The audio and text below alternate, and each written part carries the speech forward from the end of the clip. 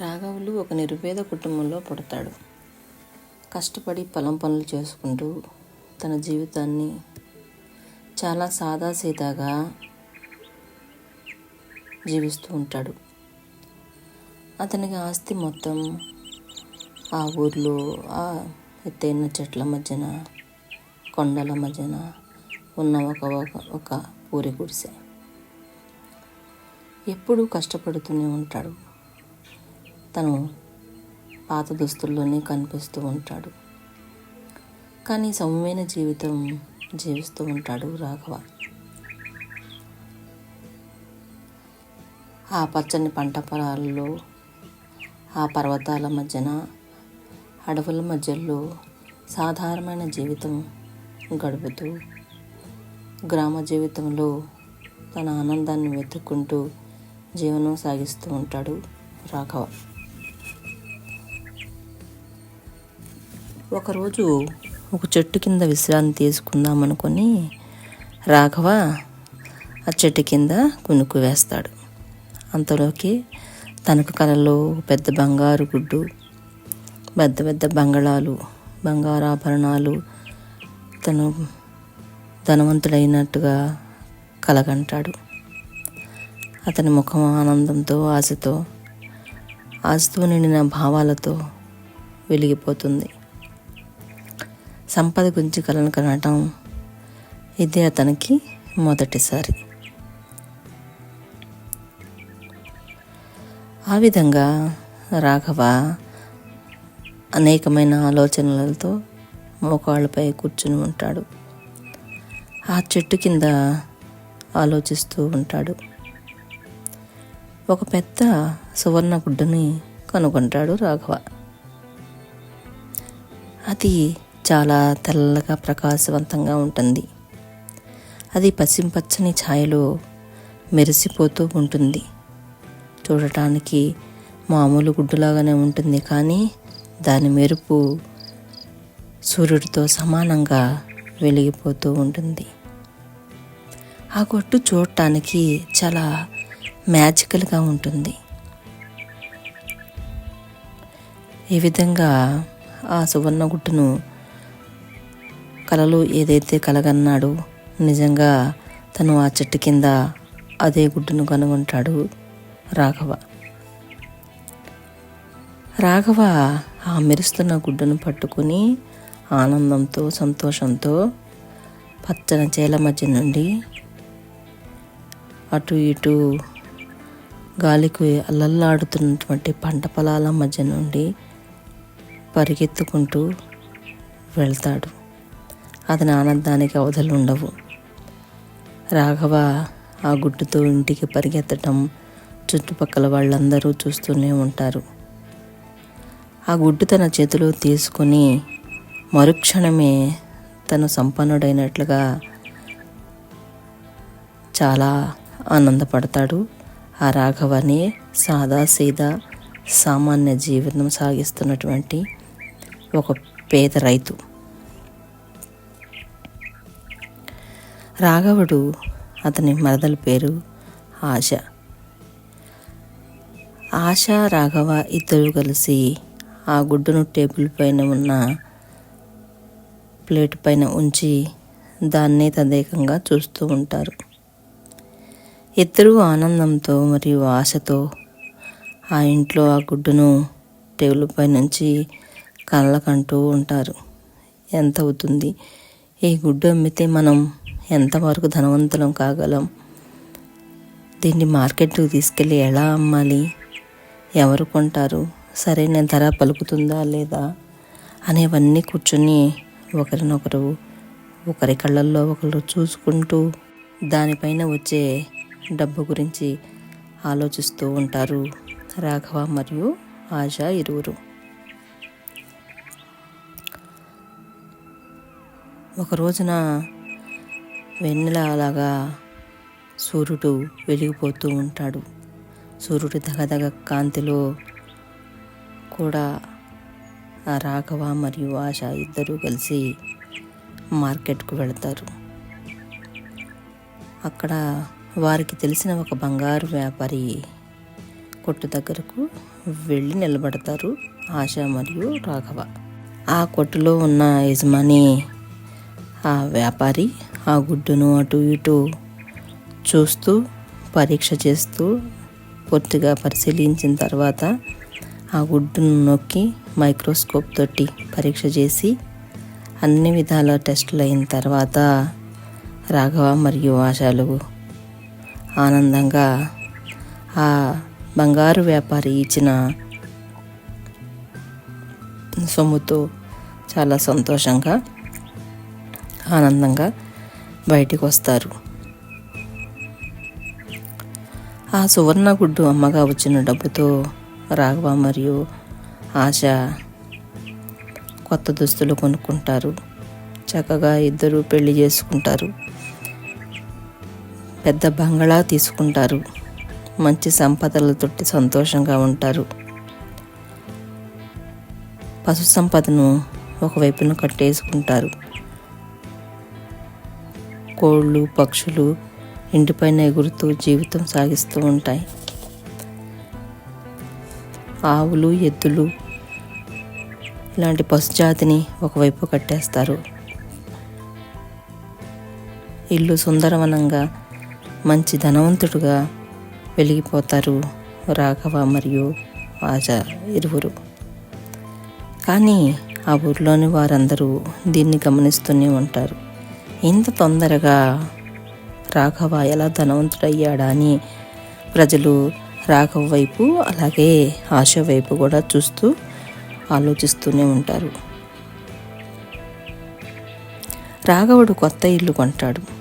కొత్తగా పశు సంపద, కొత్త కోళ్ళు, కొత్త దుస్తులు, కొత్త ఇల్లు కూడా కొంటాడు. కోళ్ళు మైదానంలో తిరుగుతూ ఉంటాయి. పశువులను ఒకవైపున కట్టివేస్తాడు.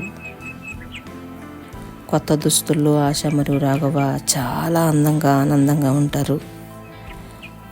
ఈ విధంగా రాఘవకు సంపద పెరుగుతూ ఉన్నదని గమనించిన ప్రజలు ఆలోచిస్తూ ఉంటారు.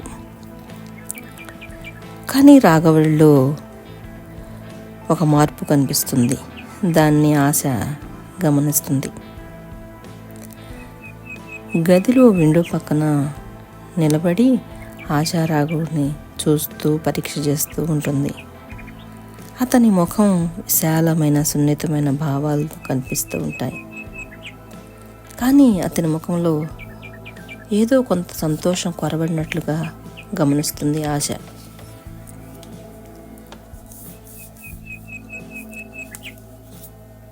ఇంత సంపద ఉన్న రాఘవుడికి ఇంకా ఆశ చావలేదు.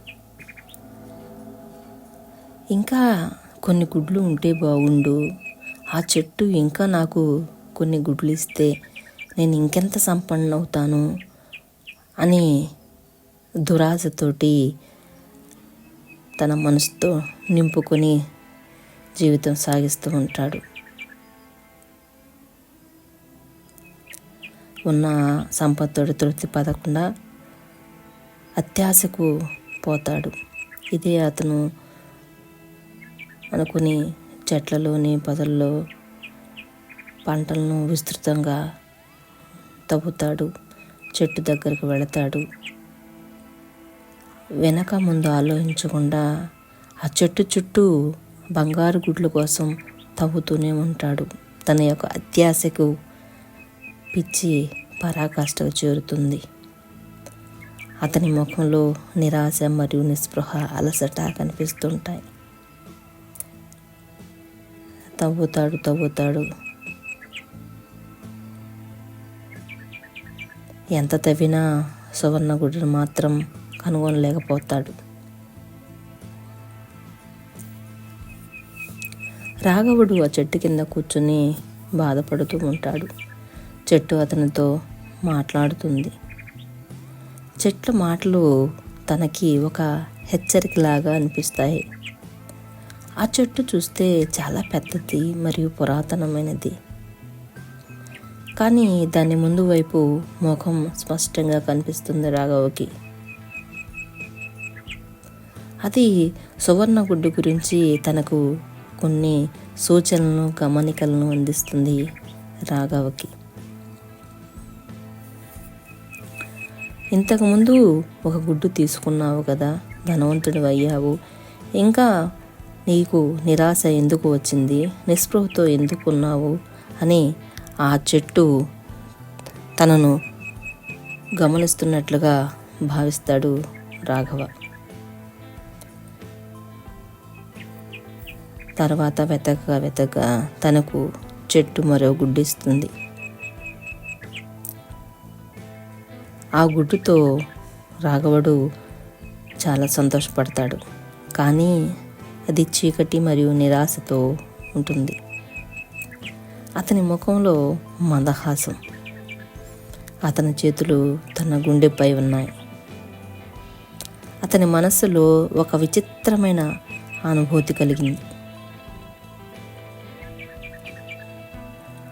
ఈ విధంగా మరో గుడ్డుతో రాఘవ మరో మలుపు తిరుగుతాడు. తర్వాత క్రమేపీ రాఘవ పొలం ఖాళీ అయిపోతుంది. పూర్తిగా ఎండిపోతుంది, బీటల వారిపోతుంది. గుడ్డను మాత్రం చేతిలోకి తీసుకుంటాడు, కానీ సంతోషపడలేకపోతాడు రాఘవ.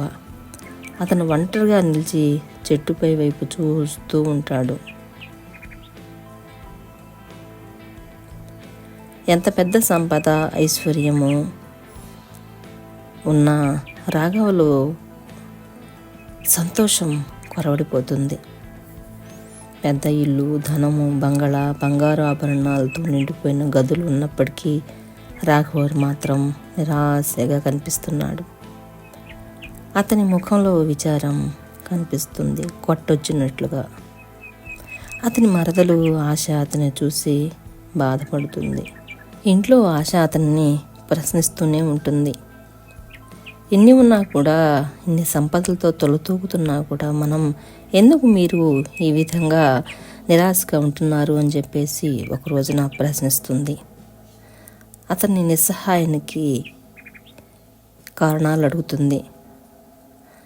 కానీ అతను నిరుత్సాహంగా బంగారాన్ని చూస్తుంటాడు, కానీ ఆశకు సమాధానం అనేది చెప్పలేకపోతాడు. రాఘవ చివరిసారిగా చెట్టు వద్దకు వచ్చి నిల్చుని చెట్టుకి నమస్కారం చేస్తాడు. చెట్టు కింద చివరి సువర్ణ గుడ్డును రాఘవ ఎట్టకేలకు కనిపెట్టిన తర్వాత ఎప్పుడైతే ఆ గుడ్డును పట్టుకుంటాడో వెంటనే ఆ గుడ్డు నేలపైన పడిపోతాడు. గుడ్డు క్రమంగా కరిగిపోతుంది.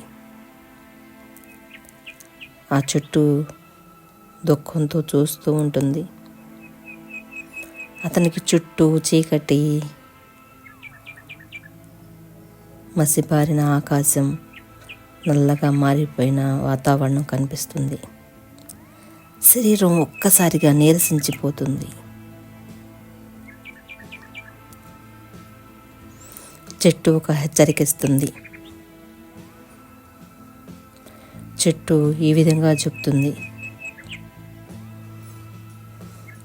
ఈ గుడ్డును తీసుకున్న నీవు పెరుగుదలతో నీ మనసును చీకటిగా మారుతుంది అని వ్రాసి ఉంటుంది. ఆ చెట్టు పైన ఉన్న బోర్డును రాఘవ చదువుతాడు. చెట్టు చుట్టూ ఉన్న పచ్చని గడ్డి వాతావరణం, ప్రశాంతమైన వాతావరణంలో ఆ చెట్టు ఇలా చెప్పటం తనకు